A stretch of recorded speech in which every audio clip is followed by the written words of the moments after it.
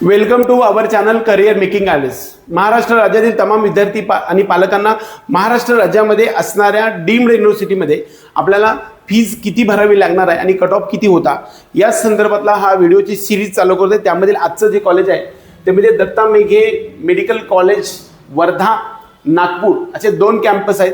वर्ध्याचं खूप जुनं कॅम्पस आहे, नागपूरचं एक 4-5 वर्षातलं कॅम्पस आहे।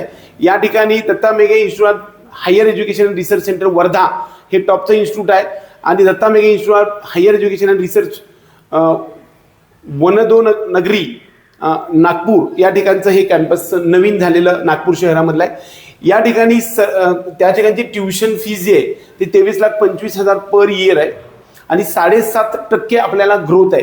हे डीम्ड युनिव्हर्सिटी आहे, याचे दोन कॅम्पस आहे। 23,25,000 पर इयर फीज आहे आणि 7.5% दरवर्षी वाढ होते। त्यामुळे फर्स्ट इयरला आपल्याला 23,25,000 एवढी फीज भरावी लागणार आहे।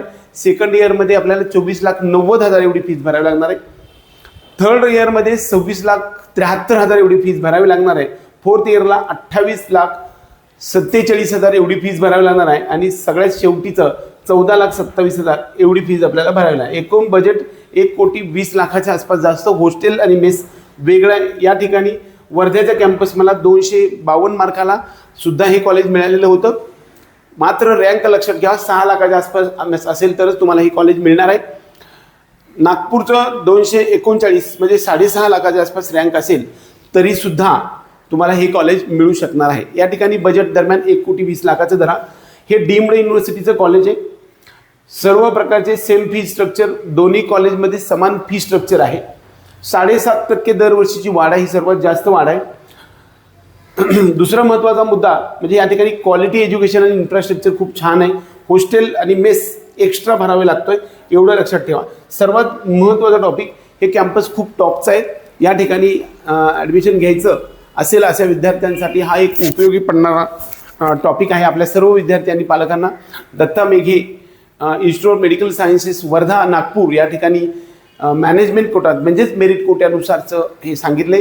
ज्यांना 177 ओबीसी आणि इतर सर्व कॅटेगरी, ओबीसी आणि SC ST साठी, ओपनसाठी 213 पेक्षा जास्त मार्क्स असतील तर NRI कोट्यामधून सुद्धा या ठिकाणी आणखी 30-40 लाख रुपये वाढून आपल्याला ही ॲडमिशन 1,50,00,000च्या आसपास होऊ शकते। त्या संदर्भातला सर्व गोष्टीचं गायडन्स आम्ही देणार आहे। आपल्या सर्वांना करिअर मेकिंग गायडन्सच्या या यूट्यूब चॅनलला सबस्क्राईब करून बेल आयकॉन दाबायचा। आपल्या पेड काउन्सिलिंग प्रोग्राममध्ये येण्यासाठी या नंबरवरती तुम्ही संपर्क करू शकता। एवढंच या निमित्ताने। जय हिंद, जय महाराष्ट्र।